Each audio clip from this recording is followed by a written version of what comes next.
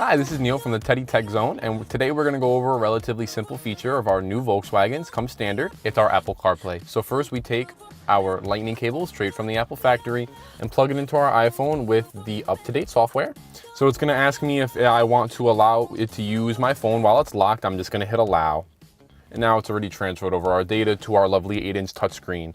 So now what we have here is our different options for Apple CarPlay. It is compatible with Apple Music and Spotify as well. So what we do have here right now is our phone calls. Who do you want to call? Nobody right now, Siri, but thank you.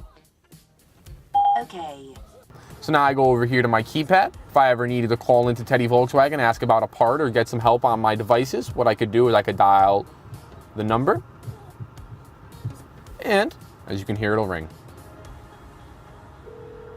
Now we can go here, I can view my Spotify, all of my recent music, so I can play my Spotify. Also compatible with Apple CarPlay as well as your Apple Music, which we have right here.